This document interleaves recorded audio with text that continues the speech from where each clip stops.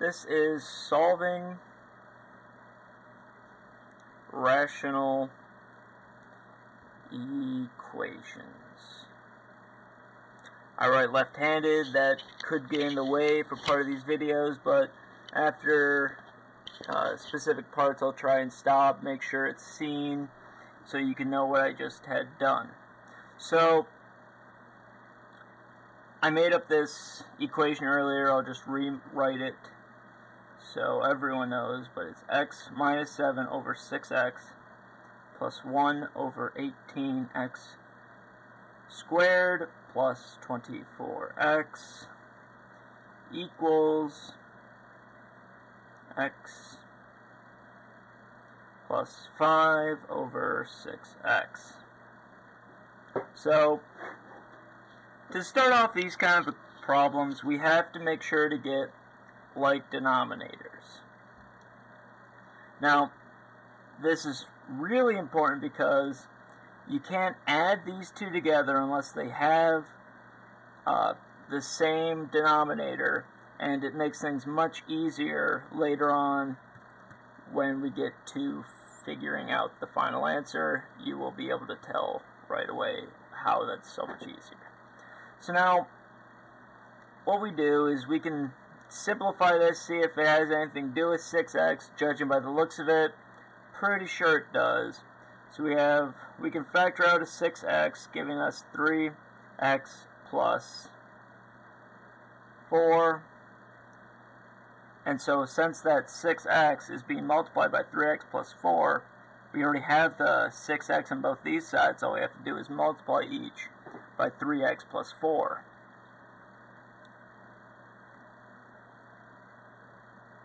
Now, whatever we do to the denominator must also be done to the numerator, so both those must also be multiplied.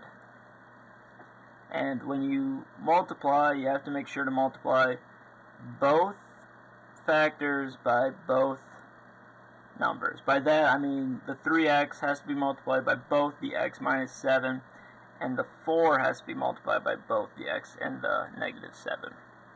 So it'll give us a 3x squared minus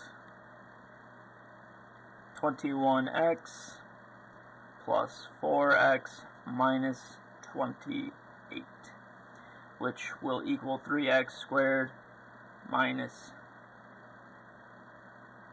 17x minus 28 over 18x squared plus 24x. So that's one simplified. Then that'll be added with the 1 over 18x squared plus 24x. And that will equal, so now we have to factor this in. So we have a 3x squared plus 15x plus 4x plus 20. Just to make sure everything's being seen, going to kind of zoom in, you could say. Honestly, with the way I have this being recorded, it's more like moving my head closer to the paper, but that's okay. So now that we have that done, we can now simplify that and put it with the 18x squared over 24. So it's 3x squared plus 19x plus 20 over 18x squared plus 24x. Now if you wonder where the 19x and the negative 17x came from, that's simply 15x plus 4x and negative 21x plus 4x. You can do that since they're like terms, they can add together and create just one term, being that of negative 17x and 19x. So now we can add these two together since they have like denominators, giving us a 3x squared minus 17x minus 27 over 18x squared plus 24x equaling 3x squared plus 19x plus 20 over 18x squared plus 24x. Now, you could cross multiply, but that would be really difficult. You would have so many large numbers, so many numbers to multiply. It'd be a waste of time. Since these two do have the same denominator, and this is why I said earlier about how making it easier, you can multiply out the denominator on one side, 18x squared plus 24x, and whenever you multiply something on one side, you must multiply the other side by the same thing.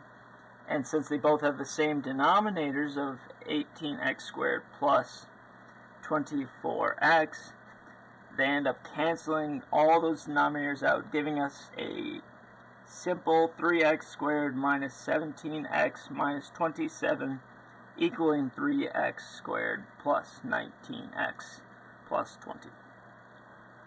Now, the 3x squared, no matter which side we subtract it from, they're going to cancel out. You subtract 3x squared from this side, you have 3x squared over here, it'll just cancel each other out. So I'm just going to write those off. Now, I prefer having positive x values, so I'm not going to subtract the 19x from a negative 17x. That'll give me a really big negative number. While in the end the answer will still be the same, I prefer doing it without working with a negative x value. So I'm going to add the 17x to the 19x. To remove it from this side, I add it to the other side. And I'm going to remove the positive 20 by subtracting 20. And I also have to subtract it from the other side. So I will now have a 36x equaling negative 47. So now to get x by itself and find out what the answer to this really is, I just divide the 36 on each side. So over to the calculator, 47 divided by 36. So x equals negative 1.3055, or really it doesn't simplify at all, so it's just x equals negative 47 divided by 36. These kind of problems take a little while, but they're not too bad. It just takes a little thinking and working through on the problems. So this is our end result.